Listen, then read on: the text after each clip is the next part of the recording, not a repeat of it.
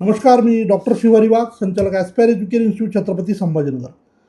विद्यार्थी मित्रांनो, NTA वतीनं घेतली जाणारी रीनीट एक्झाम येणाऱ्या 21 जून रोजी देशभरामध्ये पार पडणार आहे. या परीक्षेला घेऊन विद्यार्थी पालकांचे प्रश्न आपल्यापर्यंत काही पोहोचलेले आहेत, जे विशेष करून ॲडमिट कार्डच्या संदर्भानं, युजर आय डी पासवर्ड कुठला वापरायचा या संदर्भानं अगदी छोटे छोटे प्रश्न आहेत.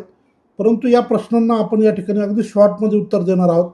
त्यामुळे जे विद्यार्थी परत एकदा नीट 2026ची परीक्षा देणार असतील अशा विद्यार्थ्यांना हा व्हिडिओ नक्की शेअर करा.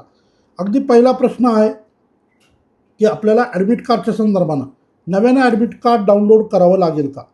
तर याचं उत्तर आहे हो. आपल्याला परत एकदा नव्यानं ॲडमिट कार्ड डाउनलोड करावं लागेल.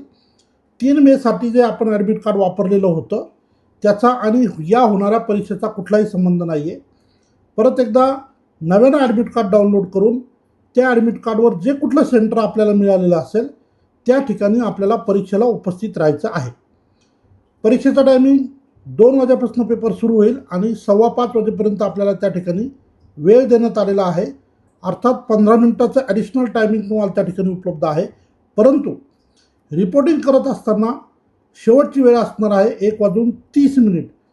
त्यामुळे तुमच्या ॲडमिट कार्डवर जी काय वेळ दिलेली आहे, कुणाची 11 वाजता असेल, कुणाची 12 वाजता असेल, कुणाची 12:30 वाजता असेल, जी काय वेळ तुमच्या ॲडमिट कार्डवर मेन्शन केलेली आहे रिपोर्टिंगची, त्या वेळेत आपण त्या ठिकाणी पोहोचावं आणि रितसर सगळ्या चेकिंग वगैरेच्या प्रक्रिया पूर्ण करून आपण परीक्षा हॉलमध्ये स्थानापन्न व्हायचं आहे. म्हणजे ॲडमिट कार्ड आपल्याला नव्यानं प्रिंट करायचं आहे आणि त्यावर दिलेल्या टायमिंगनुसार दिलेल्या सेंटरवर आपल्याला परीक्षेला पोहोचायचं. हा एक फार महत्त्वाचा मुद्दा, ज्या बाबतीत विद्यार्थी पालकांना कन्फ्युजन नसावं. दुसरा महत्त्वाचा मुद्दा, काही विद्यार्थी पालकांचे असे फोन होते, आता परत एकदा त्या ॲडमिट कार्डवर आपल्याला passport size photo, postcard size photo लावावा लागेल का? तर याचं उत्तर आहे हो. परत एकदा आपल्याला या ॲडमिट कार्डवर नव्यानं पोस्टकार्ड साईज फोटो, थंब, विद्यार्थ्याची साईन जी की हॉलमध्ये होईल इन्व्हिजिलेटरच्या समोर, यासोबतच सेकंड जे पेज असतं त्याच्यावर आपल्याला पोस्टकार्ड साईजचा फोटो लावावा लागेल.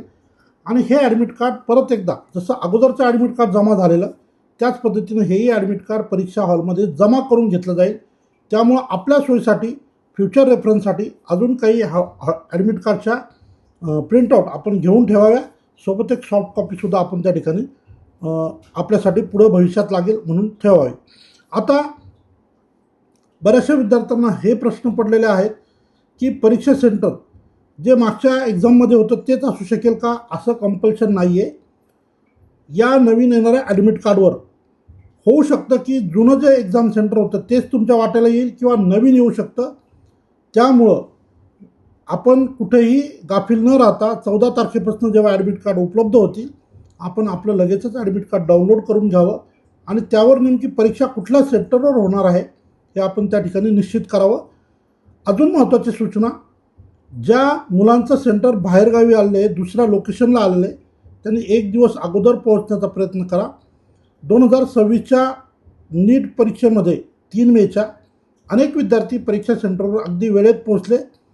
बऱ्याचशा मुलांचं तर असं असतं की एकच कॅम्पस असतो परंतु वेगवेगळ्या ठिकाणाहून त्या ठिकाणी एंट्री असतात किंवा काही बिल्डिंग्स सोबत असतात परंतु 2-2 सेंटर त्या ठिकाणी असतात आणि मुलांचं इकडून तिकडं करण्यामध्ये वेळ जातो आणि जर ते 1:30 नंतर त्या ठिकाणी पोहोचले तर त्यांना परीक्षेला एंटरटेन केलं जात नाही.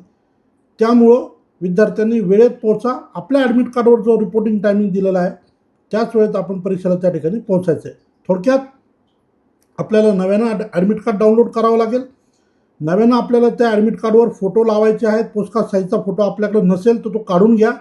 मोस्टली बऱ्याचशा विद्यार्थ्यांनी एक ॲडमिट कार्ड, एक पोस्टकार्ड साईज फोटो घेतलेला असतो.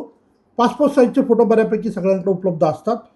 त्यामुळं परत एकदा पोस्टकार्ड साईजचा फोटो नसेल तर तो उपलब्ध करून घ्या आणि वेळेत आपल्या परीक्षेला आपण त्या ठिकाणी पोहोचायचं असणार आहे. हा शेवटचा टप्पा आहे.